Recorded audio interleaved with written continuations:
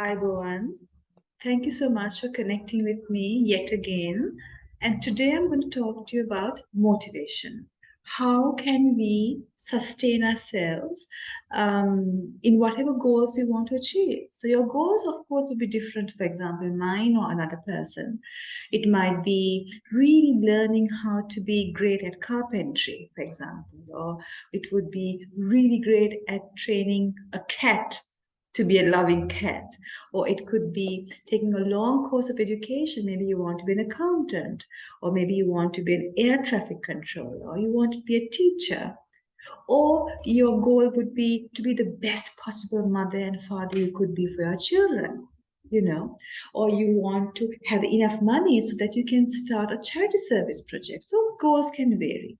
Now, when we have long term goals, keeping motivated throughout, day in, day out, sometimes can be a little difficult. So, how do we be motivated? So, I'm going to give you a whole series of techniques of how you can sustain your motivation in the long run.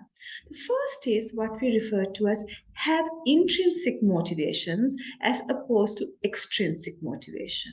Now, extrinsic motivation are things that we do so that we get prestige or power or praise from others, but it's not close to our heart. So, for example, say, as I said earlier, you want to become an accountant, or you want to be a teacher, or you want to become a marketeer. You might be doing these things because your parents told you to do it, or your teachers at school said you'll be good at accountancy, do it. Now, if you're doing that to please other people, it won't take you too far because your motivation will reduce.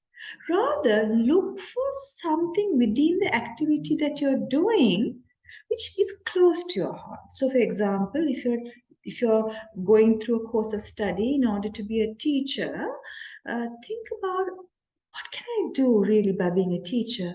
I could really shape young people's minds and make them fantastic citizens of this world. I could really teach people or young people who don't have skills or knowledge in a particular area and give it to them. And the satisfaction I gain from that. Or, for example, say if your long term goal is to become a great carpenter or have carpentry as a hobby, you may have done that because your uncle said that you have that skill, and to please him, you are doing it. That won't be sustain you long. But rather, if you think, if I really learn how to do carpentry well, because I already have a skill anyway, I might be just able to have a side business on that. And that could make me feel good because I'm putting my skill into practice. So look for internal factors within yourself that could keep you going and be committed. The second is your self talk. Now, you may have seen from my previous video clips, which I had done in the past, I talk a lot about self talk. It's about this little voice within ourselves that tells us, oh, you can't do this. Your sister is better than you. That man outside is better than you. You failed last time also. Are you sure you can do that? So it's this internal talk within ourselves that tells us that we can't achieve. And a lot of us listen to it and believe it. Some of the things our mind tells us you would believe or you would think that you would tell anybody else, but you listen to it and you, in fact, agree with it, right? So counteract that self talk. When your mind tells you you can't do it, tell yourself, are you sure I can't do it? Okay, maybe I will not be able to get grade A in the exam because I was sick in the last few weeks. But when I was in school, when I had dengue or chikungunya or malaria, I still passed my exam well. And if I could do it then, I could do it now too. So when the little tiny nasty voice inside of you keeps putting you down and gives you so many reasons why you can't be achiever, tell that voice what you actually achieved in the past. Recollect to yourself all your past achievements. So, for example, say you have just broken up in a relationship, and your voice is telling you, the little voice, that you will never find a partner. Every person would misuse your kindness. You'll be always alone until the dying moment. The little voice always tells you. Then listen to that little voice and say, well, My relationship did break, but it's a great thing that it broken because this kind of relationship I was in, if I were to go ahead with it, would only bring me unhappiness. So in a way, it's fantastic that it got broken because that prevented me from further heartbreak. So what you're basically doing is listening to your little voice inside of your head telling you why you can't achieve something or why you can't do something and counteracting it with things that you could actually do based on your past experience.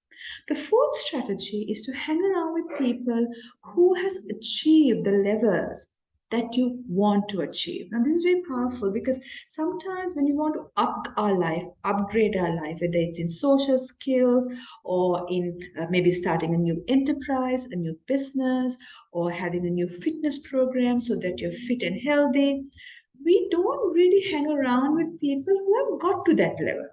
We still hang around with people who are like us, who may not have achieved those levels. That doesn't mean that we dump our old friends and now get on with new people. You can stay with your new friends, old friends certainly, because old is gold. But if you want to have a fit lifestyle, if you want to lose weight or be strong or put on weight to be healthier, try to find people who are also motivated on those lines and hang around with them. Talk to them. What did they do to get to their place? If you do that, you will get a lot of information on how to get to your goals faster, and you will also have a benchmark of what is actually possible. If you don't meet any of these people, you don't know what life is like on the other side because you're on this shore of the ocean trying to figure out how to get there, but you've never met anybody who got there.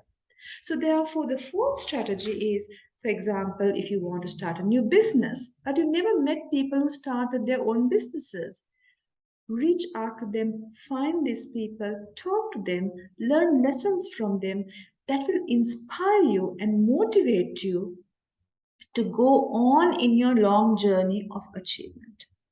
The final strategy in keeping you motivated is to have a mentor.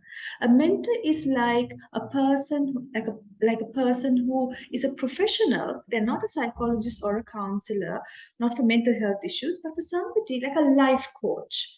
And you don't have to pay for these people. There can be somebody that you know, maybe a teacher of yours, or an uncle or aunt of yours, maybe your friend's mother or sister or father, whom you really look up to and who have achieved the things that you want to achieve.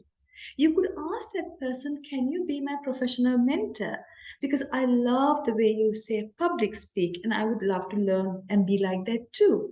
I love the way that you started a small business in your 20s and how you've grown it so much into your 50s. I love the way you parent your child, and your children are now in their 20s and 30s. I would love to learn from you. Reach out to that one distinct person, or don't have many, one person is enough, to learn life lessons from that person, which you can then apply to your life. So today I gave you 5 strategies of how to be motivated, to sustain your energy, keep your energies there until you get to your whatever chosen life goals. I wish you all the best in your journey, and I hope that you achieve whatever goals that are close to your heart that you have set for yourself. I go on.